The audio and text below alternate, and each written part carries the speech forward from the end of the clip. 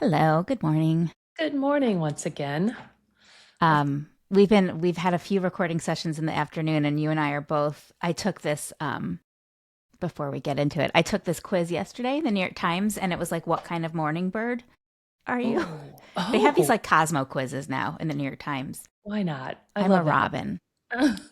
What does that mean? You're out like It's like in the the worms? second earliest bird. I think the lark was the earliest Oh, I'll have to bird. look for that. I've got the app. I'll send I you the. I can send you Yeah, the yeah. link to it. Okay. It was fun, So but it said like you need to do all your serious stuff in the before morning. 2 p.m. and Yeah. you need to do all your busy work that doesn't matter after 2 p.m. Like it Yes. basically told me I'm useless after 2 p.m. I appreciate knowing that Yeah. about myself. And I have come to the same, like I've even put doing the gym off until later in the day, even though I love it in the morning because it gets my day going because there are precious hours in that I first part of the combine day. I've okay, here's my multitasking tip for you. I've started combining it because my brain I work out I prefer working out in the morning. By the end of the day, I will just procrastinate it till the next day. So I have to get out there, do my walk, do whatever in the morning. But as because I am a robin, my brain is like firing at that point, and I'm like actually pretty smart and like on my game at that time of day. Right. So I come up with like a topic I want to dive into, Mm. and I have Gemini interview me about it. Oh, And so I okay. spent like this morning, I spent the first mile of my walk just answering interview questions. And it does it verbally? It does it You're recording it? verbally. Oh, Yeah, that's it really does it. smart. And you can pick the voice. So it's I think it's like my Siri voice. Okay. Um Who would I he sounds a pick? little bit he sounds Hugh a little bit Jackman. like this guy sounds a little bit like Guy Raz from How I Built This. Okay. All right. Um and so I he love just that. asks me, he asks me questions and tells me how amazing, because the AIs always blow smoke up your ass. Right. And No, yeah, you so are amazing. Let's go with that. thank you. We spend the first mile, and no one, it just looks like I'm on the phone. I have my AirPods and Oh, I'm I was just, going to say boop, boop, you're boop, the boop, boop, crazy boop. neighbor now who's Yeah. talking to somebody. But no, that's really good layering. I don't want to call it multitasking. I want to call it layering because Well, and you're there's not like all pulling these your studies. focus.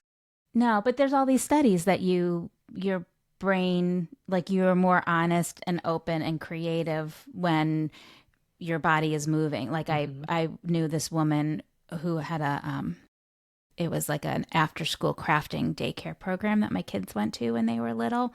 And when she was interviewing like counselors to work there, she would always sit with them at a table and give them an art project. And they Oh, would sit and do art projects together while she interviewed them because she said it's impossible to like manufacture a fake answer. And like you really just kind of speak and are honest and are your true stuff when your I love hands are that. occupied or your feet are like, that's Yeah. why it's great to have, like, if you're having when I've had difficult work conversations, if we're in person, I always try to do it walking with Hmm. someone because like you don't have the weird Yes. awkward staring into each other's eyes and Right. your body's moving and it's just kind of easier to talk. The body moving makes sense too because you're firing right and left if you're walking, right? Yeah, Like it's this synchronous. yeah, That's really smart. And you're, like I said, I don't think you're multitasking. You're actually infusing your creativity with a physical reinforcement or, yeah, yeah. brilliant. Okay. That's a So there you go. good, I'm going to take that and what are the chances we're both Robins? I mean, we're like sisters from another mister in most Yeah, cases anyway. So, because I do think I'm a morning person. So here yeah. we are in the morning Here we are in the morning, and we are recording. going to. So this topic came up on LinkedIn yesterday or the day before. I don't I think the day before. day before maybe. Hmm. Um, someone I'm blanking on her name, but she is pretty senior at Weber Shandwick, and she posted something about how we're going to. She believes that we are going to have the comeback of the mommy blogger. Hmm. Her word, not mine. Because in this age of AEO and GEO and AI kind of trolling the web to find answers for things, those tools really love long form content. Hmm. And And they're not trolling social media posts. They're right. not gathering Instagram, information. they are the captions, but not the videos on Mm. them, is my understanding. Okay. understanding of it. I thought she said almost not at all, but that could be. She might have said, but they do. Instagram Meta is open to those tools. Right, right, right. So Open to it, but like, is that formative in right, the I AI don't know. response? I don't know. Well, so I got into what I said to her was, I love this. I miss long form content, and I think this is spot on, and I do think we're going to see it grow. I did have to call. I didn't really call her to task because I don't. She wasn't intending to be offensive in any way. I just have to state, as I've stated so many times over the last 20 years, I hate the term mommy blogger so much. It's so bad. It's so demeaning. It's like I feel like it's one of the only influencer terms that defines the influencer by who they are and not what they do and what they talk about or write The about. difference being like mommy blogger, mommy describes the person, whereas Right. parenting blogger Describes would what they're be, talking about. Like it yes, would be, I gave the example, it would be like calling a tech blogger a nerd blogger right, right. or calling a food blogger like a fatty glutton blogger. Like we just don't do that. Maybe we should start. No, no, Perhaps. not advocating Anyway, for that. so that aside, it's like taking that terp, that's a whole other conversation for another day. But I know that you chimed in as well, and we've talked about how um, we've talked before about the good old days and how we both got into the industry. But I think what would be interesting to talk about here, and as I've said, you've said this before, that you do think there is going to be this resurgence of long form Hmm. content, and I thought that would be interesting to chat about. Absolutely. I said to the same person in that post, I've been predicting it and praying for it because I firmly believe I was like one of those people watching the transition from blog post, long form, let's call it anchor content, to and using social media to drive back to that content, to all of a sudden, not all of a sudden, but this shift to let's let's have the anchor or the most important pieces of content be social media based. There's almost zero connection to blogs anymore, or in this day and age, maybe Substack or Medium or something other that's long Yeah, form and meaty. And I was like in the like, no, like trying to keep it. ignore what was going on and like just say, no, no, this isn't really happening, but it has happened. Yeah. And I think it's devalued, or maybe not devalued or diluted, but almost it's a schism. Like there's two, it's Well, I not think there's a influencer few, marketing it's anymore. harder. It's attention economy versus trust But economy. but there's like some tech stuff involved too. So, like to your point, we used to do like one of our most popular packages. It would be the blog post with 4 tweets, and the 4 tweets would all link back to the blog post. And you needed that because you couldn't promote that blog. Like the people who would subscribe to that blog and their feed reader would see that blog post, but otherwise people would only ever find out about it via a tweet or perhaps a mention on Facebook or something like that. There was no way to drive traffic to that blog post. And then, technology evolved. It became easier to take great photos, to create videos, to edit those videos. And then these platforms developed to Blew easily up. showcase them. And the algorithm is putting them in front of people who aren't following. So you're getting more eyeballs organically. And then we have the paid amplification, which allows you to pay to drive even more eyeballs to that content, and you can be very specific about what zip code those people live in or what Mhm. interests they have. Like there's a Right. lot about technology that is kind of delicious is the word I'm thinking of, because Right. you can be so prescriptive, and you can really get And dial it like in. you can dial it in and fine tune who's seeing a piece of content.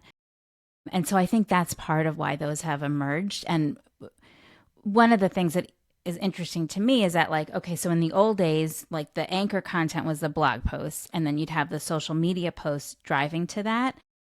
I was just talking to a client yesterday, and he we were talking about a program where the social media post was going to be the anchor, and he's targeting a certain community of women. And I said, the ideal would be is if the influencers we used on this have a podcast, have a Facebook group. And so the anchor is a social media post, but then we also get mentions like basically in their long form content, in their newsletter, in their podcast. Like, so it's Right. kind of And those are the people who flipped. have probably come up with an understanding that they need to develop multiple channels for distribution. So that's another piece of the pie. Of course, like newsletters, email lists, all like influencers, but from the blogger days, we're developing all of these different platforms or channels to reach people. So that totally makes sense. I am also going to go back to this. We can dial in this data and the targeting.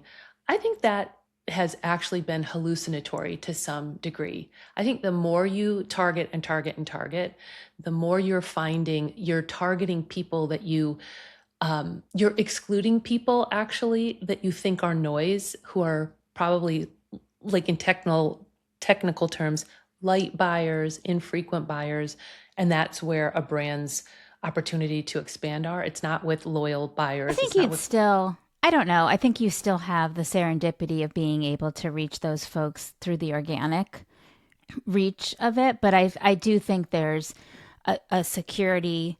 I think clients feel more confident spending more money with me and my agency because they know they can pinpoint a certain buyer.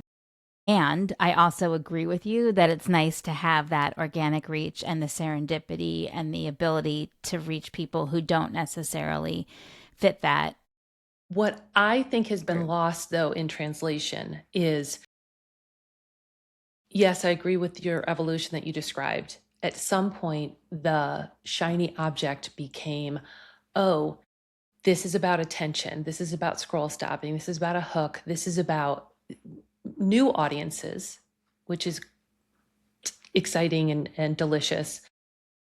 And influencer marketing is now being lumped into like, we don't trust influencers anymore. It's all advertorial. P.S. It's always been advertising. Okay, so that's not new. What has been decoupled is the trust, the authenticity to beat that over the head, the responsibility that long form content carries with it, that you have to have something to say. You have to have some subject matter expertise. You have to know. I mean, they were back in the day, we had to warn against keyword stuffing because they knew what the algorithms wanted or what Google wanted to Yeah. search. And the same is true now. So that's why this friend of ours, whose name we really need to emblazon Katie, I think everywhere. it's Katie. Okay. What she was pointing out is that the AEO and GEO are doing the same thing that SEO used to do. It's the same thing. And so now that we're all up in arms about like, how are you optimized for AI to find your content and repurpose it? Whoop, we're right back to long form because that's where it goes. Well, and I think looking at the like lifespan of a piece of content is really Mm. interesting here too, Mm. because that, like, sure, an Instagram post in theory can stay live for In years, perpetuity. but you're likely not gonna like come across it again after a certain period of time. But like, let's take food blogging or fatty glutton blogging as we're calling it now as an example. Like, if there's a recipe, like I still Google my blog to remind myself of the proportions of my meatloaf Yeah. recipe, Yes. right? Right. And I posted that, probably 15 years ago. Hmm. Like, that stuff sticks around forever. And it's helpful. Yeah. It's valuable. Yeah. That's maybe a key to this discussion is social media algorithms made content valuable because of its attention ability to maintain our attention like this, like fast, fast, fast. What the AI search AEO, GEO is reminding us is that content that is going to be surfaced and referred to over and over again offers value, which means it probably has to have either evergreen or I mean, not to say that, or seasonal, something that can resurface, but there is a lot more power to that punch, I think, than Yeah. the quick calories of social media. And so that's why I'm excited for it to come back. I think there's so much opportunity to return to trust, to authority building, to honoring knowledge Yeah. and expertise, or at least community building, at least And I think it shared. gives you something like we work with a lot of dairy associations. Have spoken about that before, and like sure, sometimes we want to drive them back to the main dairy site to see the information, but at the end of the day, their goal is to just get people to buy more dairy when they're at the market, when they're doing their weekly Mhm. grocery shopping. And so Right. sometimes like the end game is just catching someone with a recipe that's going to encourage them to put more dairy in their cart. And so if there is a way, like sure, it's really great to do a video that showcases a whole recipe, and certainly for younger generations that might be like my kids have this ability to follow a TikTok recipe without any, written words, no problem. Like I like to have an actual recipe that's written down that I can like print out That and has look at while I'm measurements cooking. and Right. yeah. But like so that's like we work with food influencers on those campaigns, and one of them who we work with over and over for one of our clients, she always takes that, like she makes the recipe via video, she posts it on her, I don't remember if she's Instagram or TikTok first. I think she probably does both. But then she always takes the recipe and puts the written version on her blog where it lives forever. And then, like, one of her recipes performed super well last year. So we actually took her video content and we turned it into a programmatic CTV Mm. ad to Wow. run during the holidays because it was like a holiday specific recipe. And Right. that CTV ad has a QR code. And we were Hmm. able, like, it wouldn't make sense for the QR code to link to her Instagram video because they Right. just watched it. Yeah.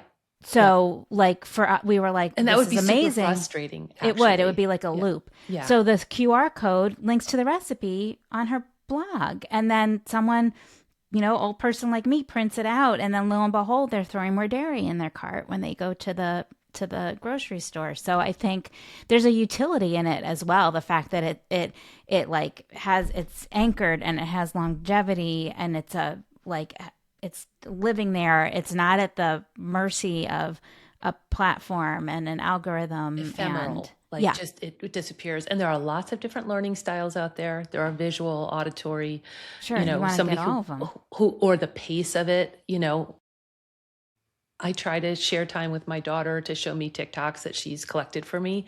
And sometimes the pace at which she blows through them, I'm like, I can't even, let's take a breath, like slow down. I don't know what I'm seeing. So there's that to it. And I still say you're right. It's about in-store memorability, recall, being retrievable for somebody who's in the store and got their grocery list and three kids screaming at them and a bunch of idiots running around the aisles that are blocking their, ability to get a can of creamed corn or whatever it is. Like there's so much noise in a person's life. Influencer marketing done well, all of those channels. So I don't mean to demean social media. I just think there's a place for it. And There you is. just designing a campaign really should take into consideration what are all the channels, what are all the dynamics, dimensions, doorsteps, digital doorsteps that this content could And I arrive think, on. like, looking at creators, everyone has a different skill set. Mm, So there are some, like my favorite food blogger, like he's charming, and I enjoy watching his videos when he has them, but he's an amazing writer. Like I just love mhm. when I get his newsletter in my inbox because he's just charming and a great writer and tells fun stories, and I appreciate it in that way. And like I, I I like him, so it's like fine to watch the video, but his forte is really writing. He's a writer. That's what he's great at. And he creates great recipes. And like, not everyone who is a great writer is going to be terrific on video, or Mm-hmm. like, everyone has their own. I mean, you have the EGOTs of the world who can do all of it, but like, But we hate I don't them. know, No, I'm just kidding. let people tell their story in the way that works for Oh, them, and your yeah. brand should let people do their thing in their way. Yes. And by the way, storytelling, as you're saying, really should have more to do with the audience than the brand. Like the brand always wants their story to be like, here we are.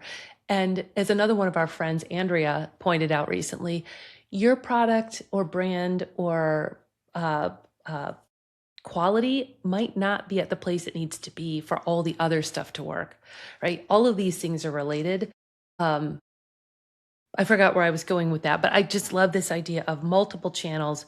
But this long form content for me is about really not just getting back to like to the roots. I don't want to be like, oh, the olden days and we have to get back there, but honoring the trust relationship, the community building that influencers do and did when they're building, and not just looking for like what's the next thing that I can get impressions around, but how can I add value? Yeah. You know, Well, and there's I a don't lot going think on out there that's not necessarily valuable. It just feeds the algorithm. Like, I don't want the algorithm's story to take over. I want the influencer's story and even the brand story to show up. I just want to caution, like, I don't think this is necessarily generational. So I just Mm, want to say, like, I don't think our perspective here is just because we're women of a certain age. right. Like, I'm thinking, like, my daughter, who's 24, we have these two cookbooks that we've been doing a ton of cooking from in our house recently. And the woman who wrote them is very, very popular online. And it's funny, like, my daughter always goes to those cookbooks first when we're brainstorming what to cook.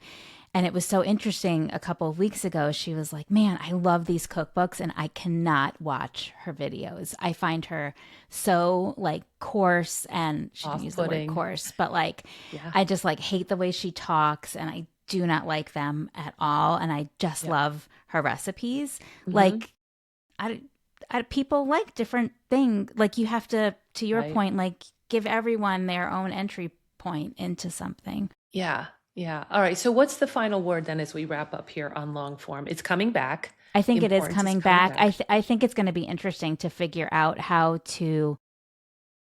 The way I see it making its way back in now is as that kind of amplifier, like add-on component, value add to a campaign. I think I'm wondering if that might not be our like entree back into this. Like, okay, we know you want the video, and we're gonna throw in a blog post with it, Yeah. or we're gonna throw in a newsletter Right. mention, and we're also gonna put you in the podcast. Like, I think that's gonna be a way to start getting brands excited about it again, because they're gonna see the performance of We've that. certainly, in our campaign building for brands, have scoped that out and said, yes, we know you want these channels, but we're also going to explore with each individual influencer, what do they think they can bring to the table? What do we not even see right now? And word to the wise, what you just said is what all influencers should start thinking about is, if especially, so I think this is a moment for our friends who have maintained the blogs, who have struggled through, I'm thinking of the food fatty glutton bloggers who have been like tearing their hair out over these algorithm changes and AI and all that. I think their moment is coming back. So if they just kind of stayed the course and they still have that, as you said, this is a place for them to start saying, I'm going to throw this in, I'm going to throw this in. They have the power to also turn the tide as they're negotiating deals. So that's exciting. And I mean, because they've always been a very economical way to beat the SEO word choice, you know, buying AdWord choice expense. So now it's happening again for them. And but what do you think about? And I also think, like I'm going to say, I love that Substack and Medium and all of those are available. I still think own your property, own a blog, own a website, own something that is yours, and no algorithm can change that, because here we are. 15, 20 years later, when things have gone up and down, things come into favor and out of favor, and trends surface and then disappear, and you're kind of left twisting in the wind, have your owned properties. Absolutely. And let everything else be, again, more channels to explore and diversification and distribution. But I'm excited. We should make a note. Did you say we're closing in on our 70th? We are closing in on our 70th. What So like maybe at 100. This is our 68th. Okay. So maybe at 100. I don't know when that would put us. A year from now, we could circle back and say, where's long form content? Yeah. Look at me, like already inviting myself to your podcast for the next year. I'll come on as a special guest if we're not still doing this, and we'll be like, what happened to long form? But I'm hopeful. Yeah, me too. Right. Okay. Good combo.